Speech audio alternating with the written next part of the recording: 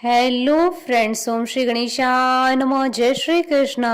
आप सभी का स्वागत है आपके अपने यूट्यूब चैनल पर।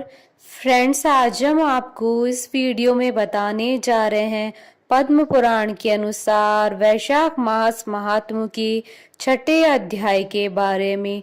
फ्रेंड्स, वीडियो शुरू करने से पहले आपसे रिक्वेस्ट है, अगर आप हमारे चैनल पर नए हैं और आपने अभी तक चैनल को सब्सक्राइब नहीं किया है तो प्लीज सब्सक्राइब कीजिएगा चैनल को, साथ ही प्रेस कीजिएगा बेल आइकन को, जिससे नए वीडियो से रिलेटेड नोटिफिकेशन आपको तुरंत प्राप्त हो सके। और वीडियो पसंद आने पर वीडियो को लाइक और शेयर जरूर कीजिएगा ताकि सभी भक्तों को इस वीडियो का लाभ प्राप्त हो सके। और कमेंट बॉक्स में जय श्री कृष्णा जरूर लिखिएगा। वैशाख मास महात्म सब प्रकार के विघ्नों का नाश करने वाले तथा सारी सृष्टि का पालन करने वाले श्री गणेश जी तथा ज्ञान की दाता श्री सरस्वती जी, सब पुराणों के कर्ता श्री व्यास जी तथा श्री गुरुदेव के चरण कमलों में नमस्कार करके भगवान की श्रद्धा और भक्ति रस में डूबे हुए वैशाख मास महात्म की कथा कहती हूँ। अध्याय छठा प्रारंभ। तुलसी दल और अश्वत्थ अर्थात पीपल वृक्ष की महिमा। ब्राह्मण ने पूछा, धर्मराज, वैशाख मास में प्रातः काल स्नान करके एकाग्रचित हुआ पुरुष भगवान माधव का पूजन किस प्रकार करे, आप इसकी विधि का वर्णन करें। धर्मराज ने कहा, ब्राह्मण, पत्तों की जितनी जातियां हैं उन सब में तुलसी भगवान श्री विष्णु को अधिक प्रिय है। पुष्कर आदि जितने तीर्थ हैं, गंगा आदि जितनी नदियां हैं तथा वासुदेव आदि जो जो देवता हैं, वे सभी तुलसी दल में निवास करते हैं। अतः तुलसी सर्वदा और सब समय भगवान श्री विष्णु को प्रिय है। कमल और मालती का फूल छोड़कर तुलसी का पत्ता ग्रहण करें और उसके द्वारा भक्ति पूर्वक माधव की पूजा करें। उसके पुण्य फल का पूरा पूरा वर्णन करने में शेष भी समर्थ नहीं है। जो बिना स्नान किए देव कार्य या पितृ कार्य के लिए तुलसी का पत्ता तोड़ता है, उसका सारा कर्म निष्फल हो जाता है तथा वह पंचगव्य पान करने से शुद्ध होता है। जैसे हर्रे बहुतेरे रोगों को तत्काल हर लेती है, उसी प्रकार तुलसी दरिद्रता और दुख भोग आदि से संबंध रखने वाले से अधिक पापों को भी शीघ्र दूर कर देती है। तुलसी काले रंग के पत्तों वाली हो या हरे रंग की, उसके द्वारा श्री मधुसूदन का पूजन करने से प्रत्येक मनुष्य, विशेषतः भगवान भक्त, नर से नारायण हो जाता है। जो पूरे वैशाख भर तीनों संध्याओं के समय तुलसी दल से मधुहंता श्री हरि का पूजन करता है, उसका पुनः इस संसार में जन्म नहीं होता है। फूल और पत्तों के न मिलने पर अन्न आदि के द्वारा, धान, गेहूं, चावल अथवा जौ के द्वारा भी सदा श्री हरि का पूजन करे। तत्पश्चात सर्वदेव में भगवान विष्णु की प्रदक्षिणा करे।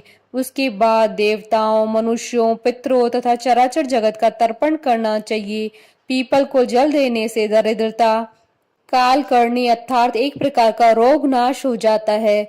दुस्वप्न, दुश्चिंता तथा संपूर्ण दुख नष्ट हो जाते हैं। जो बुद्धिमान पीपल के पेड़ की पूजा करता है, उसने अपने पितरों को तृप्त कर दिया, भगवान श्री विष्णु की आराधना कर ली तथा संपूर्ण ग्रहों का पूजन भी कर लिया।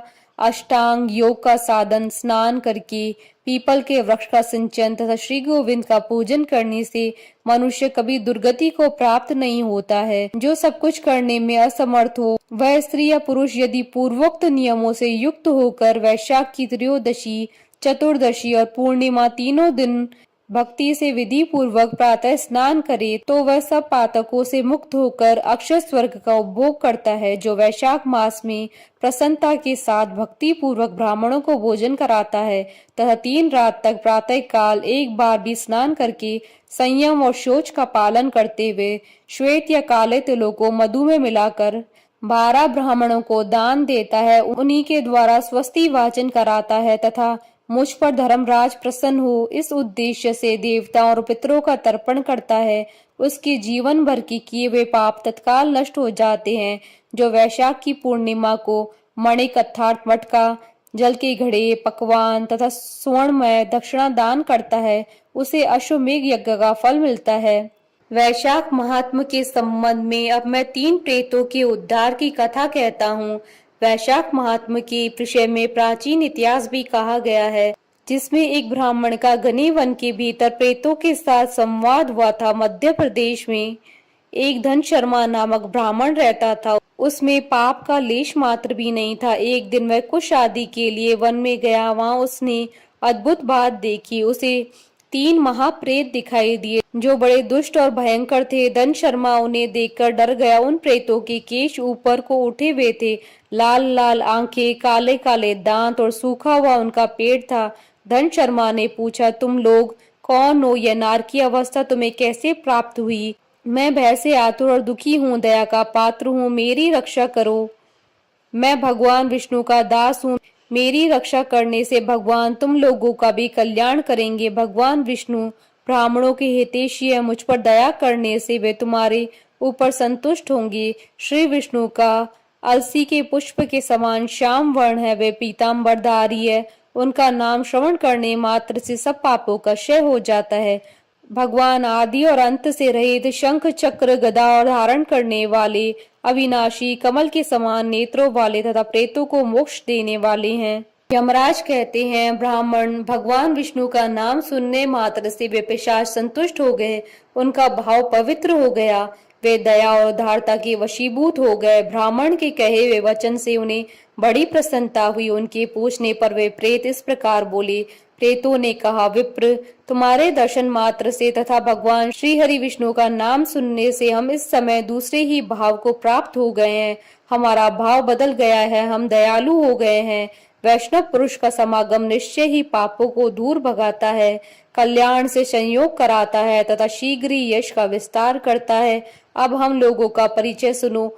यह पहला कृत्यघ्न नाम का प्रेत है। इस दूसरे का नाम विदेवत है तथा तीसरा मैं हूँ। मेरा नाम अवैशाख है। मैं तीनों में अधिक पापी हूँ। इस प्रथम पापी ने सदा ही कृत्यघ्नता की, अतः इसके कर्म के अनुसार इसका नाम कृत्यघ्न पड़ा। ब्राह्मण यह पूर्व जन्म में सुदास नामक द्रोही मनुष्य था। सदा कृत्यघ्नता किया करता था। उसी पाप से यह इस अवस्था में पहुंचा है। अत्यंत पापी, धूर्त तथा गुरु और स्वामी का अहित करने वाले मनुष्य के लिए भी पापों से छूटने का उपाय है, परंतु कृत्यघ्न के लिए कोई प्रायश्चित नहीं है। इस दूसरे पापी ने देवताओं का पूजन किए बिना ही सदा अन्न भोजन किया। इसने गुरु और ब्राह्मणों को कभी दान नहीं दिया, इसलिए इसका नाम विदेवत हुआ। यह पूर्व जन्म में हरिवीर नाम से विख्यात राजा था। 10,000 गांवों पर इसका अधिकार था। यह रोष, अहंकार तथा नास्तिकता के कारण गुरुजनों की आज्ञा का उल्लंघन करने में तत्पर रहता था। प्रतिदिन 5 महायज्ञों का अनुष्ठान किए बिना ही खाता और ब्राह्मणों की निंदा किया करता था। उसी पाप कर्म के कारण यह बड़े बड़े नरकों का कष्ट भोगकर इस समय विदेवत नामक प्रेत हुआ।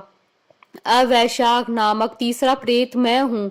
मैं पूर्व जन्म में ब्राह्मण था। मध्य प्रदेश में मेरा जन्म हुआ था। मेरा नाम गौतम था और गोत्र भी गौतम ही थी। मैं वसापुर गांव में निवास करता था। मैंने माधव मास में भगवान माधव की प्रसन्नता के उद्देश्य से कभी स्नान नहीं किया, दान और हवन भी नहीं किया।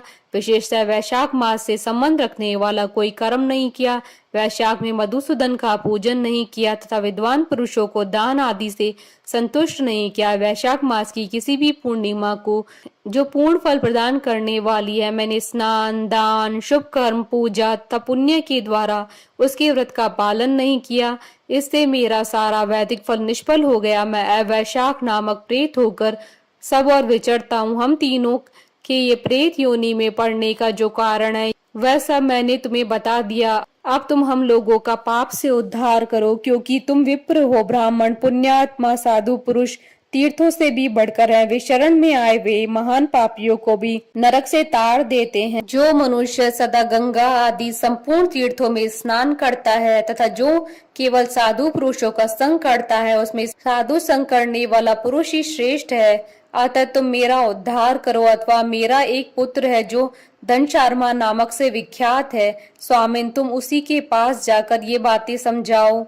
हमारे लिए इतना परिश्रम करो। जो दूसरों का कार्य उपस्थित होने पर उसके लिए उद्योग करता है, उसे उसका फल मिलता है। वह यज्ञ, दान और शुभ कर्मों से अधिक फल का भागी होता है।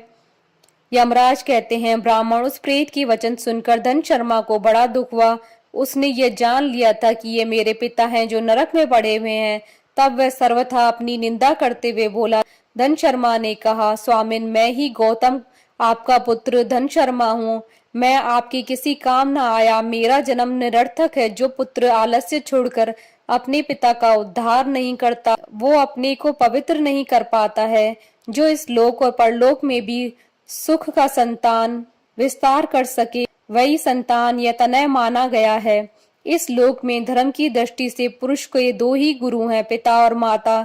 इनमें भी पिता ही श्रेष्ठ है, क्योंकि सर्वत्र बीज की ही प्रधानता देखी जाती है। पिताजी, क्या करूं, कहाँ जाऊं, कैसे आपकी गति होगी? मैं धर्म का तत्व नहीं जानता, केवल आपकी आज्ञा का पालन करूंगा। प्रेत बोला, बेटा घर जाओ और यमुना में विधि पूर्वक स्नान करो। आज से 5वें दिन वैशाख की पूर्णिमा आने वाली है, जो सब प्रकार की उत्तम गति प्रदान करने वाली है तथा देवता और पितरों की पूजन के लिए उपयुक्त है। उस दिन पितरों के निमित्त भक्ति पूर्वक तिल मिश्र जल और जल का घड़ा, अन्न और फल का दान करना चाहिए। उस दिन जो श्राद्ध किया जाता है वह पितरों को 1000 वर्षों तक आनंद प्रदान करने वाला होता है। जो वैशाख की पूर्णिमा को विधि पूर्वक स्नान करके 10 ब्राह्मणों को खीर भोजन कराता है, वह सब पापों से मुक्त हो जाता है। जो धर्मराज की प्रसन्नता के लिए जल से भरे हुए 7 घड़े दान करता है, वह अपनी 7 पीढ़ियों को तार देता है। बेटा, त्रयोदशी, चतुर्दशी तथा पूर्णिमा को भक्ति परायण होकर स्नान, जप, दान, होम और श्री माधव का पूजन करो और उससे जो फल हो हम लोगों को समर्पित कर दो। ये दोनों प्रेत भी मेरे परिचित हो गए हैं, अतः इनको भी इसी अवस्था में छोड़कर मैं स्वर्ग नहीं जा सकता। इन दोनों के पाप का भी अंत आ गया है। यमराज कहते हैं, ब्राह्मण, बहुत अच्छा कहकर वह श्रेष्ठ ब्राह्मण अपने घर गया और वहां जाकर उसने सब कुछ उसी तरह किया। वह प्रसन्नता पूर्वक परम भक्ति के साथ वैशाख स्नान और दान करने लगा। वैशाख की पूर्णिमा आने पर उसने आनंद पूर्वक भक्ति से स्नान किया और बहुत से दान करके उन सबको पृथक पृथक पुण्य प्रदान किया। उस पवित्र दान के संयोग से वे सब आनंद मग्न हो विमान पर बैठकर तत्काल ही स्वर्ग को चले गए। ब्राह्मणों में श्रेष्ठ धन शर्मा भी श्रुति, स्मृति और पुराणों का ज्ञाता था। वह चिरकाल तक उत्तम भोग भोग कर अंत में ब्रह्मलोक को प्राप्त हुआ था। यह वैशाख पूर्णिमा परम पुण्यमय और समस्त विश्व को पवित्र करने वाली है। इसका महात्म्य बहुत ही बड़ा है, अतः मैंने संक्षेप में इसका मतलब बता दिया। जो वैशाख मास में प्रातः काल स्नान करके नियमों के पालन से विशुद्ध हो भगवान मधुसूदन की पूजा करते हैं, वे ही पुरुष धन्य है, वे पुण्यात्मा है तथा वे ही संसार में पुरुषार्थ के भागी है। जो मनुष्य वैशाख मास में सवेरे स्नान करके संपूर्ण यम नियमों से युक्त हो भगवान लक्ष्मीपति की आराधना करता है, वह निश्चय ही अपने पापों का नाश कर डालता है।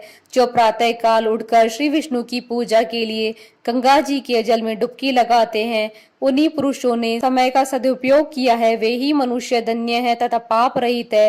वैशाख मास में प्रातः काल नियम युक्त हो मनुष्य जब तीर्थ में स्नान करने के लिए पैर बढ़ाता है, उस समय श्री माधव के स्मरण और नाम कीर्तन से उसका एक एक पग अश्वमेध यज्ञ के समान पुण्य देने वाला होता है। श्री हरि के प्रियतम वैशाख मास के व्रत का यदि पालन किया जाए तो यह मेरु पर्वत के समान बड़े उग्र पापों को भी जलाकर भस्म कर डालता है। विप्रवर, तुम पर अनुग्रह होने के कारण मैंने यह सब प्रसंग संक्षेप में तुम्हें बता दिया। जो मेरे कहे हुए इस इतिहास को भक्ति पूर्वक सुनेगा वह सभी पापों से मुक्त हो जाएगा तथा उसे मेरे लोक यमलोक में नहीं आना पड़ेगा। वैशाख मास के व्रत का विधि पूर्वक पालन करने से अनेकों बार किए हुए ब्रह्म हत्या आदि पाप भी नष्ट हो जाते हैं। यह निश्चित बात है। वह पुरुष अपने 30 पीढ़ी पहले की पूर्वज और 30 पीढ़ी के बाद की संतानों को भी ताड़ देता है, क्योंकि अनायास ही नाना प्रकार के कर्म करने वाले भगवान श्री हरि को वैशाख मास बहुत ही प्रिय है, अतएव सब मासों में ये श्रेष्ठ है। इति श्री पद्म पुराण अंतर्गत वैशाख मास का 6ठा अध्याय समाप्त हुआ। बोलिए भगवान विष्णु की जय, सनातन धर्म की जय। हमारे साथ इस वीडियो में अंत तक बने रहने के लिए आपका धन्यवाद। ओम श्री गणेशाय नमः। जय श्री कृष्ण।